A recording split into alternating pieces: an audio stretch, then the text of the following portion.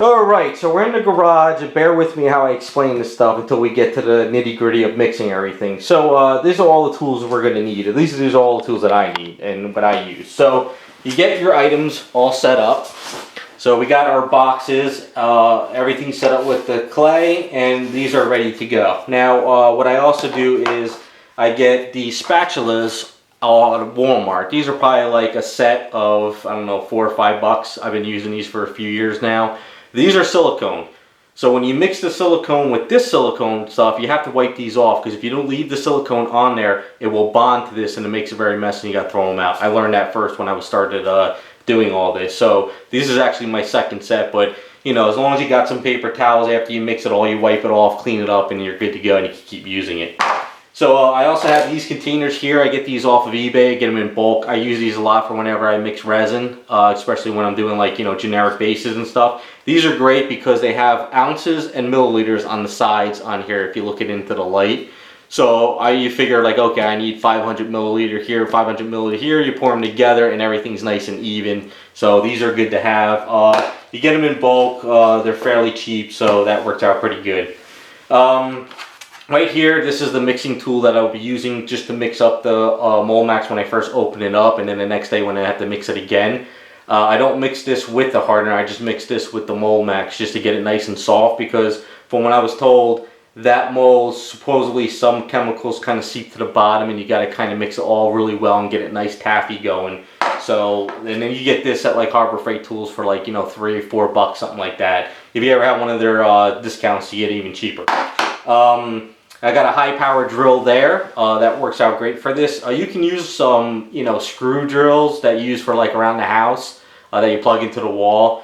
But if this stuff is really thick, you can actually burn out one of those drills. You want something a little bit stronger that can really get in there. But we'll go over that too when we're ready to start mixing it up. Of course, you need your Mold-Max and the hardener. So when I open up the box, those are the two pieces you get. You got to mix them by weight. If you go onto the Smoth-On website, they have a calculator for every specific you know, item that's on the site. So you click on the Mold-Max 30 calculator, and what it does is you can measure out your area. So like if this is a 2-inch by 4-inch by 4-inch box, you put it into their calculator, and they let you know how much mold you're going to need and how much, and then you got to measure out the hardener and all that stuff. I'm not going to go through all that because it's just a lot of tedious work, and it's better to go onto the Smoth-On website and look how they do all their calculations. Sometimes off of my calculations because, you know, sometimes I'll work mold on one side and it's kind of a light pink, and then when I flip it over and I make my other side, then I have like a darker pink. So it really doesn't matter to me because I'm not, you know, doing this stuff all the time. I just need to do it for a couple pieces here and there, and it works out pretty good. And then the last thing you need is the vacuum chamber over there. Now this vacuum chamber is cheap, one on eBay. You can get this for like $100 and some. I've been using this for a few years. I let my friend borrow it a bunch of times. I'm the one who tells him. He's the one who destroyed this. He did all this to it. You know, it's a cheap container, but you got to degas your mold. Once you pour in the hardener, you have to degas it, and you can't go too far into the container. We'll get to that in a little bit too. So this right here, you know, you got to get some kind of degassing chamber. You can make your own. But, you know, this works out for me. Like I said, I only do it once or twice a year. So what I'm going to do is I'm probably going to go over and kind of do my measurements, get all that out of the way, and then we'll come back and start mixing because, like I said, my whole mixing and measurements are usually off, and it takes me a while to kind of do it. So just go on to Smoth-On site, check out their videos on how they do all their measurements. It'll make your life a lot easier than me trying to explain it. I just kind of want to break down and show you guys how everything works out and go from there. So I'm going to go get all that done. I'll get my garage door opener because this does degas this stuff, so you want a nice good airflow when you're doing this. And then we can start mixing all this together, pour it in, let this stuff cure for like 24 hours, come back the next day and make the other sides of molds, and then we're done. So we'll get all set up and we'll start doing this.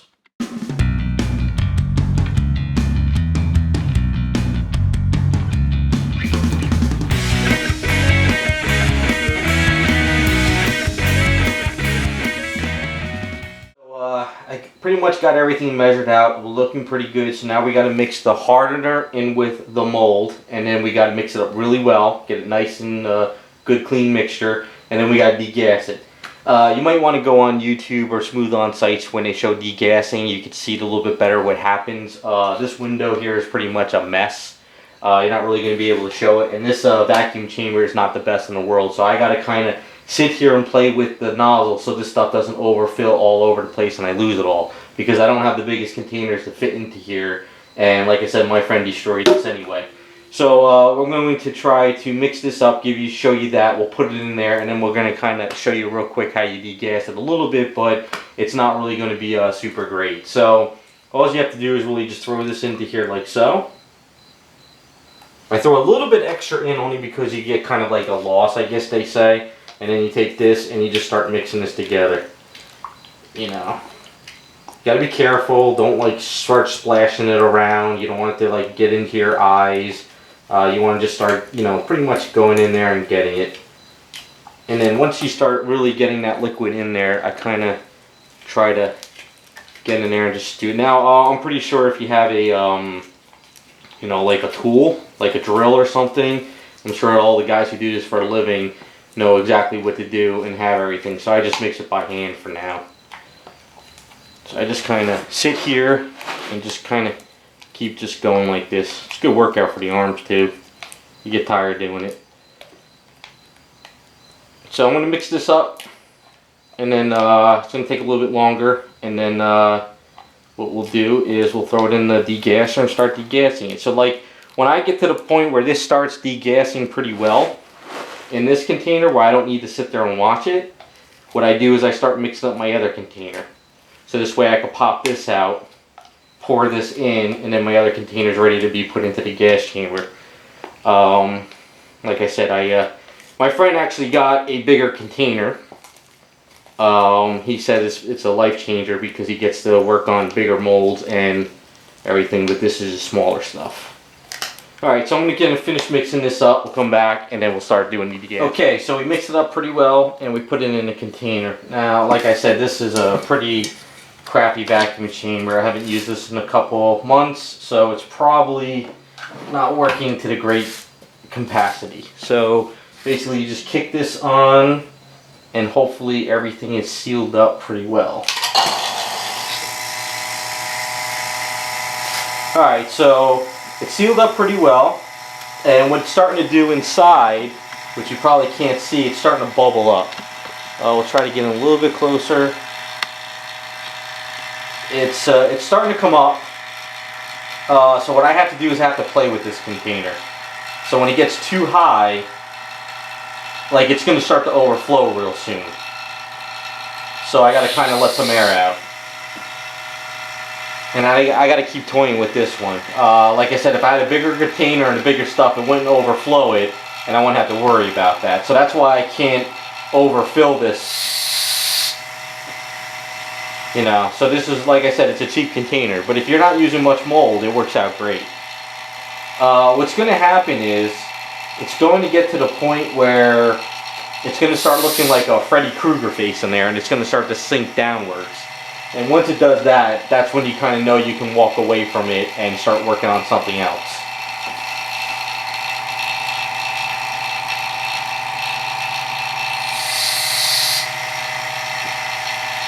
It's kind of tedious. You got to sit there and watch it, but that's just the nature of the beast with this setup.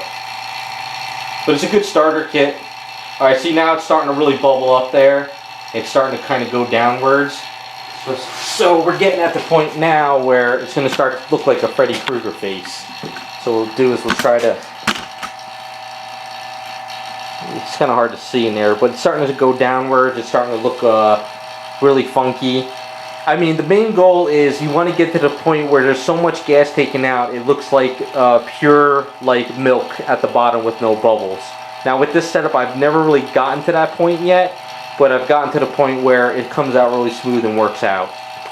So I'm going to let this sit there for a couple more minutes. We'll come back and we'll start pouring it in because it's just, you don't want to sit there and watch this forever because I can actually walk away from this for now. Okay, so we degassed it as much as I possibly could with this little setup. Like I said, it's not perfect, but it's working out pretty well. So the next step is we pour it in. Now I do have a lot of this other stuff here that I chopped up. So if I feel that I'm not have enough in this container, I can start throwing it in there. Now you want to do a nice little stream like so. And just let it flow throughout the piece. You don't want to do a big chunk and just slop it all over. You want to let it flow. Now I could kind of tell that this container is not really going to fill it up, so what I like to do is I'll take up pieces of this and I'll just throw them around like so. Just to help me save on material. Now I'm not throwing any of the chunks on the head or around the head. I'm trying to throw it around there, and I also kind of, just from experience, I kind of like to get them covered a little bit. So I'm definitely going to have to start mixing up my other container.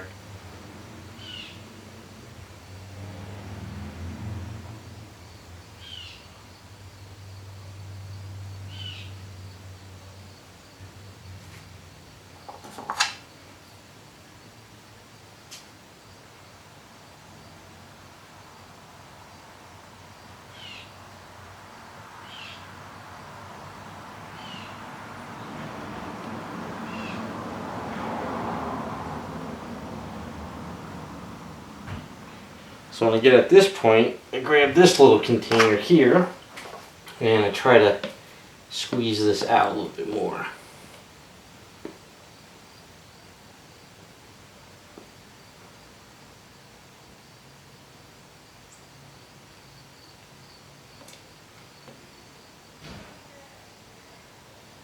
Okay, so I gotta kind of work fast now and get the other container going so I could fill up this one and some of the others.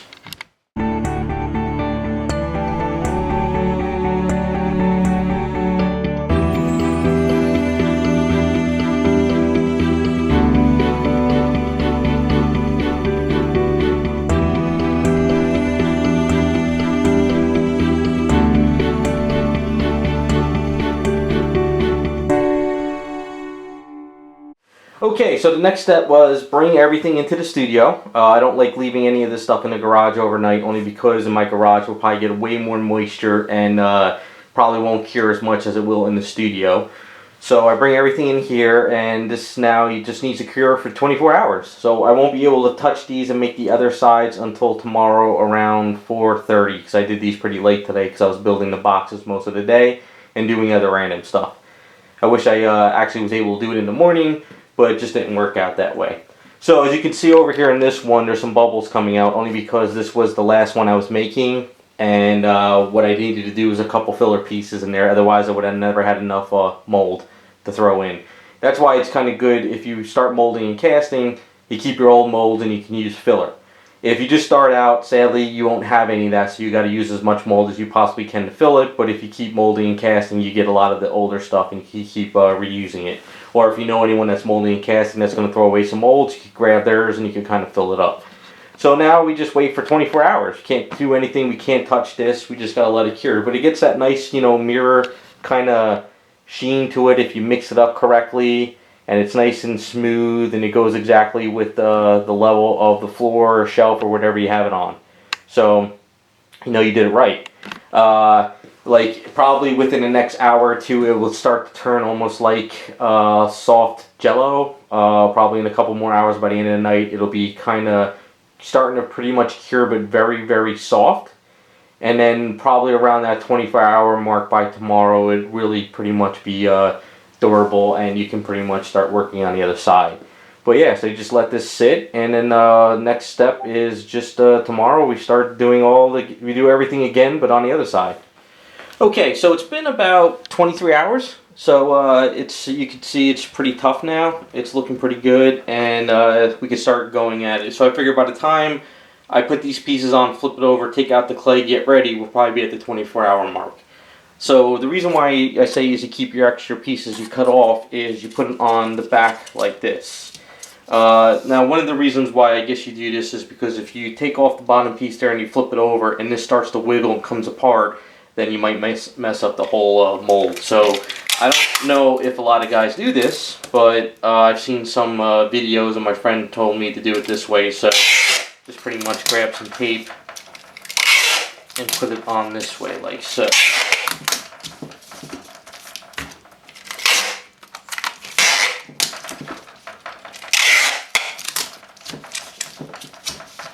So at least that'll be, probably going overboard, but I always like to be sure. Who knows if I'll drop this and something will go crazy. So, now, you flip it over. So at this point, you get an X-Acto blade. It's kind of cutting into the pieces. Don't slice your finger, sometimes I do.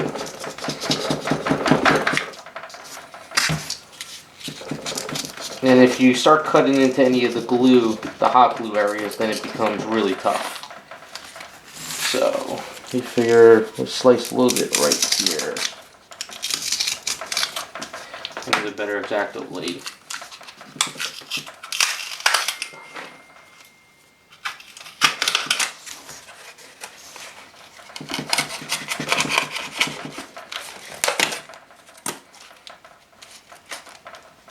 Okay, so now you see we're at that point. So I'm going to get on some rubber gloves because I don't want to start touching all this stuff. And what we do is we start pulling out the clay. Now you gotta go very slow with the clay. You can't get in there and rip it out and then rip out the piece that you're molding, because then everything goes to hell. So you gotta go kind of slow. So let me get some rubber gloves on. I'm gonna cut up my other boxes and get those set up. Do everything at once, and then pretty much you'll see what it's looking like. Okay, so I'm all set up. I got all the stuff ready. So we gotta just start prying this stuff out. So you don't want to pry up your box. You don't want to rip out your item. So what I'm going to do is I'm just going to go fast video until we start getting closer down, and then basically just get all this cleaned up and pulled out. So sometimes in the past, the other items I did, I had a block of wood at the bottom, and I just pulled the block of wood out and then I pulled out the clay. But for these, I use pure clay. So we'll stop the video, we'll do a fast stuff. Once we start getting to the bottom, we'll start pulling it out. Okay, so we got the box pretty much opened up now. I got some tools right here. So I'm going to start pulling out the clay. And we're going to do a fast part of this video because it's kind of tedious. I don't want to soften up the clay, because if you soften it up and you try to get down to the bottom with like the hairdryer, it just keeps smoothing all over the place. So I want to keep it cool so it comes out a little bit easier. You'll see when we get closer to the bottom, I'll go back and we'll go to normal speed. But for now, it's just a matter of scooping it out, taking your time, and going from there.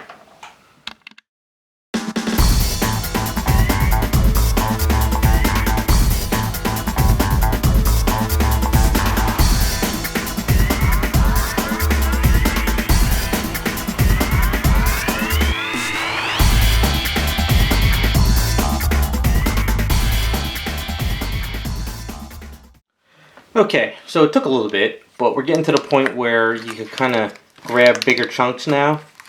And like I said, you don't want to do something like, if you were going in here and kind of scrapping, you might grab this piece like right there and pop out the head, which we don't want to do. But once you kind of get down to that silicone part, life becomes a little bit easier to pull this stuff out. Because it's not really grabbing the sculpt, depending on, you know, I guess the sculpt. If you have more of a complex sculpt, like fingers and stuff like that, then you have to be careful. But we're just kind of dealing with like a little egg. So if you want to, you hold the head down and you kind of pull this out, and then it just comes out like so. Now, next step is you kind of look at like if there was any bleeding of the stuff. So there's a little bit of a bleeding right here behind this ear. So what I would do is I'll get a nice big, I'll get a nice sharp piece of X-Acto blade, and I'll kind of cut it. But for right now, what I need to do is I need to get my tool, and I need to scrape out any little residues of all this clay. So once I pretty much get all that done, and we pretty much get in there, we're going to spray this down with mold release. But right now off camera, what I'm going to do is I'm going to clean this up, I'm going to get my other boxes of clay out, and then we'll get set up in the garage to do the next part of this molding. Okay guys, so it is about 24 hours on the mark, and we are ready to go. So pretty much we're doing everything we did yesterday, mixing up the mold, putting in the hardener, putting it in the vacuum chamber, and then pretty much start pouring. Now we only have one extra step, and that extra step is putting mold release onto the box and the item. Now, I learned my lesson when I first did this stuff. I sprayed the item down, but I only sprayed a little bit of the item, and I sprayed some of the nipple area, and that was it. So when I went and poured in my second mold, the next day when I woke up and then it was all time to split the molds, I couldn't split them. They bonded together because silicone bonds to silicone.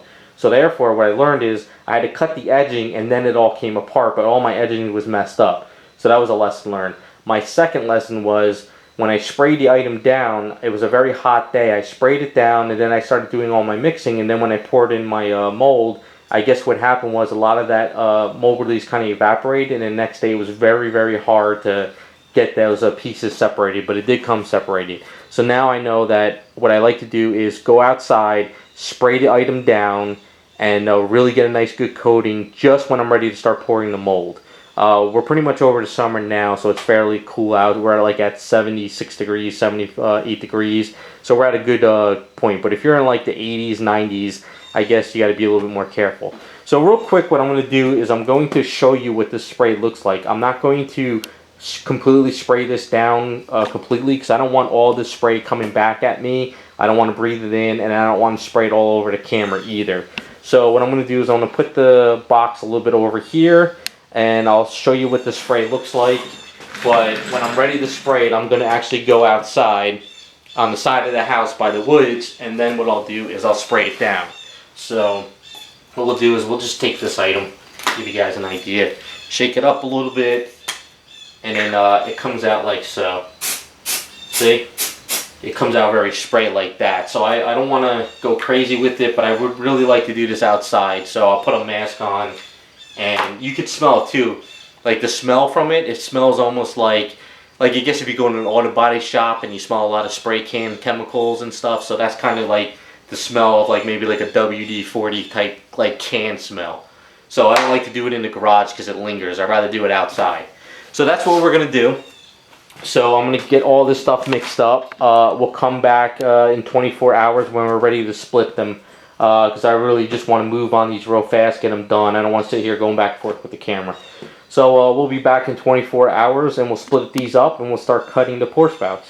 Okay guys, it's the next day and it's time to take out the mold. Now, if you look here, you might see it in the camera. There's a little bit of a different pink with a red a little bit darker. What happened was when I was mixing them up, I pretty much had a little bit left here. So when I mixed up my next batch, I poured those in there and I had a little bit left. So I poured it on top of here, and you can see what happened is I might have been just a little bit off with the, the hardener on the second batch, which makes it lighter. But I mean, it's still hard as a rock, and it only kind of went up here, so it's not that big of a deal. But it gives you guys an idea. If you're kind of off, you might have some darker than lighter and darker, but it doesn't really matter. As long as it's hard and it works, you're good to go. So this step is grab yourself an X-Acto blade, and basically what we're going to do is just pretty much split it apart. Now you don't want to cut into your mold. You just want to kind of be able to pry it off. And you see it's very simple. The mold doesn't really stick to this foam core really at all, except if it gets caught in stuff like that, which isn't a big deal. If you want to make your life easier,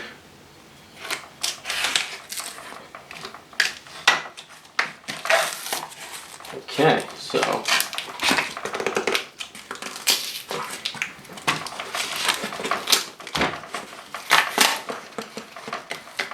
now if you did this too soon, pulling it apart, or it didn't cure correctly, or didn't put in the right hardener, this could still be jelly. I haven't had that kind of problem yet, but you can get there. At least I've heard. Okay, so now before I actually go to split it at times, sometimes what I'll do is I'll kind of just, because when I had somebody do a mold for me a long time ago and they sort of cut off the edging. I guess because they had the same thing happen to theirs. So you can kind of just, now I'm pretty sure maybe some guys would say don't do this, but I kind of went over the top of it. So I'll have to get a sharper X-Acto blade. Let's see, I think this one's too sharp.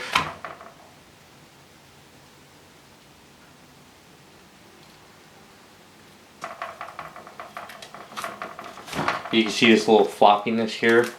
So if you want to, the only reason why I'm doing that right now is because it's kind of probably easier before you split it. And I think the only reason why, well, one of the reasons why I do this is because when you have to create foam core and put rubber bands over your piece when you make your molding. Because if you just have it sitting like this and it's not rubber band together and evenly pressured, it'll be a nightmare. And I'll kind of explain that afterwards.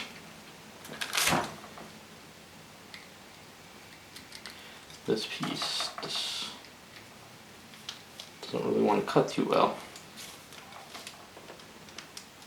There we go.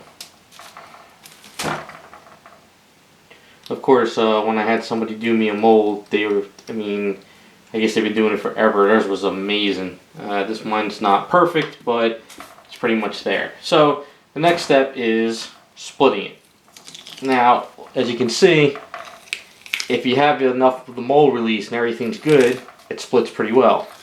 And then boom, there we go. So then when you pop this out, and we pop it out. Now this is oily back here, but the front's not, so it's not the end of the world. So now we have a nice, good, clean 2-part mold. So the reason why you do these nipples is now when you go to put it together, it locks, so it's not splitting and it's really connected. So what do we do next? Next is we cut our spout. Now some people, when they do it, they create a pour spout already. I kind of do it this way. So I think what we're going to do is we're going to pop out a fresh X-Acto blade because this one wasn't cutting too well. Also, to let you guys know, if you ever need X-Acto blades, just go on eBay. You get like 100 of them for like 15, 20 bucks. And that's what I do. So when you open it up, you get like this really smell. It's like almost kind of like almost like an ammonia, not really ammonia, but you get some kind of gassy smell. So I guess there is some kind of gas in there. So this is the pour spout, right? So we don't want to jam in there and create a big hole. We want to create a hole within this pour spout here, just like right there. We don't want to go above that square. So when you look at your piece there, as you can see it, what I'm going to do is I'm going to cut into here like so.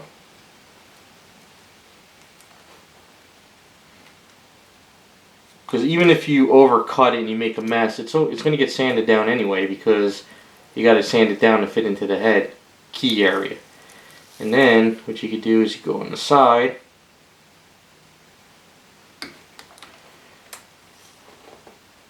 This is kind of what I do, but like I said, you can create your pour spout when you put the piece in there. I'm not quite skilled enough yet to kind of plan all that out, but I'm getting there.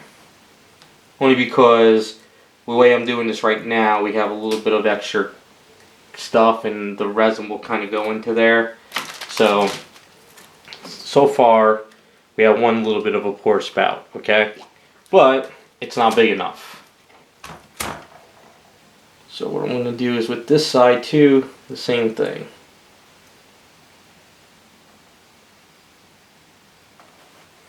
Now, if your pour spout, from what I understand, what I was told, if it's big enough and wide enough, you don't need, you know, like the vacuum. Like if you had like a really big piece and there's like the hand is coming this way and it's like, you know, like a curved piece, you would want a pour spout here and then you would want another part over here, like so it doesn't vacuum, you know. So when you pour it in here, the air comes up around this side. This is just a little like egg shape. So from what I've seen in the past and what I've done, you really don't have to go too crazy. So if your pour is sort of big, at least that I talked to somebody back in the day when I was first getting into this, you should get away with it just fine. So,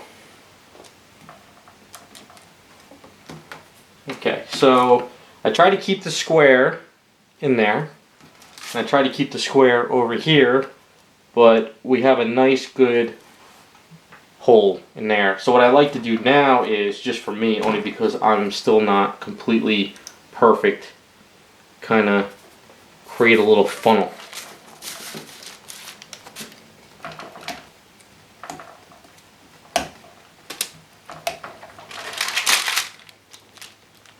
And I know I could go pretty far in here only because, you know, the headpiece is down here, so. Okay. So as you can see, now we got a little bit of a funnel in there, and we got a nice good pour spout. So if you pour it thin enough, you still got enough room to kind of get some air to come out. Now if you pour it in like crazy, it would just kind of like bubble up and it would go all over the place, and then it would go in. So you got to pour in pretty small, but that's like a whole nother video of pouring in, and I'm not really there. I'm probably going to make this hole a little bit bigger. Not the hole, but the funnel. I'll probably make the funnel a little bit bigger. I'll go down a little bit deeper. But other than that, we're pretty good. I mean, we're looking good. It's got everything in there. It's a little bit messy. Gotta make sure these little pieces don't stick in there. So what I'm going to do next is I'm just going to go grab some pieces of foam core. I'm going to clean up the edges. We'll come back, and then I'll show you how you set it up for putting into either a pressure pot or pouring in your molds, you know, your resin. But we're not going to go into all the resin pouring because it's self-explanatory. You pour your resin, you let it cure, you pop it out. Okay guys, so we are all done, and I just want to give you some last minute tips on this before you start pouring in resin. We're not going to be pouring in resin because one, I don't have any right now, and two, I would have to borrow my friend's pressure pot, which I'll probably get next month, and that's a whole nother thing anyway. But it's pretty simple, pouring in resin, making sure everything's nice and done, pressurizing it, getting it out and popping it out, and then cleaning it up. It's really straightforward with that. But, so what I would do now is, before I'm ready to start making copies, is the guys who are professionals told me what they do is they bake their molds before they're ready to start making copies. The problem is I won't put these in my oven because I only have one oven in the house and I cook in there. So therefore, what I have to do is I'll hit this with a blow dryer, or I'll put it in front of a space heater for a bit and just warm them up. That's as far as I can go with the stuff, but it works out anyway for what I do. So what I do is I put baby powder here, I put baby powder here, and then what I do is I slap them in the garage, get dust all around it, and then it's connected. Now, once it's connected, you don't want to just start pouring resin into it like this, because what happens is, if these aren't, like, say you didn't put these correctly, and then, you know, it's kind of splitting, or if you did put them correctly and it's locked, and you pour in the resin, and all of a sudden the resin wants to start splitting this on you because it starts getting hotter or because it's heavy, you start getting leakage around the area. So you want to keep these pieces locked together. Now, I did have rubber bands, but sadly they all dry rotted on me over the summer in the garage. So I'm going to go over to Staples, and I think it's you get the size 6, 8, or 12, or I forget the size. They're thick rubber bands like that, and they're about like this big. You know, they're about that big, so when you stretch them, they go around the item tight. You don't want to get the super thin ones that are long, or the thick ones that are long. You want to get the smaller ones. And you don't want to put the rubber bands around the item on the mold, because if you're squishing the mold with rubber bands, you're warping the item in there. So what you want to do is you want to get your blocks of foam, and then you want to put rubber bands around it. So I would put one rubber band here, one rubber band here, and then 3 here, 1, 2, and 3. And therefore, your piece is locked, it's nice and tight. You can move it around, you can, you know, turn it if you needed to get resin around the item, and you don't have to worry about any seepage because it's locked really tight and it's going. Now, once all that's said and done, what I would do is, once I get my friend's pressure pot, I would put this in the pressure pot, I would pour my resin, and I would cap it and pressurize it and pressure all the bubbles out of it, because that's as far as I could go. I know there's guys in the business that can sit there and pour resin super slow to the point where they don't even need a pressure pot. I'm not really there yet, but you could go that route if you want to do it. Now, when all that's said and done is, once you put your resin in there, it's all cured up. What you do is you pull off the rubber bands, you split it, you pop it out, and then you get a copy with flashing and all the pour spouts, so you got to cut that off and clean it up, and then there you go. So, that's pretty much a lot of the tips on making your molds, getting 2 of them together.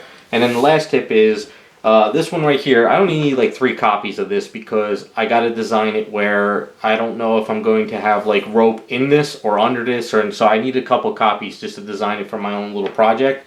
So when I cut this mold up and I cut my pour spout, I cut 2 pieces. So there's one here, and then there's a little one over here.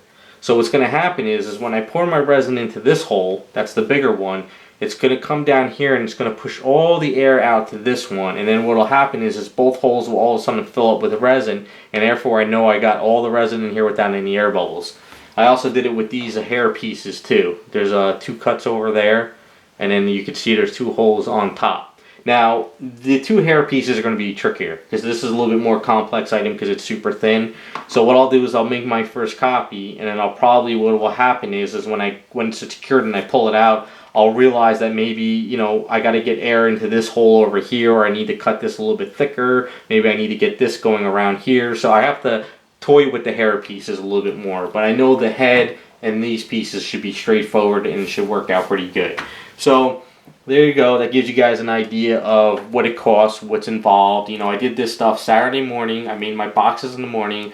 I started casting in the afternoon. Sunday at the same time when I started casting, I took it, I flipped it, I put it in the second sides of the mold, and then now it's Monday in the afternoon around 4:30, 5 o'clock. I pretty much popped them out, and then we're done. So it takes about a week to do this simple stuff. If you're doing complex stuff, it takes a way longer, and you got to know how to have the item in certain angles, how to pour it, how to make your extra pour spouts and all that stuff. So at least this gives you guys an idea on simple stuff. So if you ever, you know, sculpted something and you started wanting to make copies and hand them out to family members for Christmas time, holidays, birthday gifts, you know, stuff like that, it gives you guys an idea of what's involved when you take your sculpt and you want to start making copies. So, you know, these copies and these molds, supposedly, from what I understand, you could get like a good 25 out of these. Well, some people said you could get up to like 60, 65. I guess it all depends on how many you cast up, how many a day, and how long you have the mold. Some of these molds can last a couple of years. Other times they deteriorate. I've been known to be able to, when I was doing all those head bases, I was doing like 5, 6 a day. I would make the molds really, really hot because resin gets hot, but they would last for a while. So, you know, it all depends and just go from there. So hopefully this gave you guys some good information on how to make 2-part molds if you ever start wanting to cast up your own personal stuff. And it gives you guys an idea. So thanks for watching, and we'll be back with some more videos.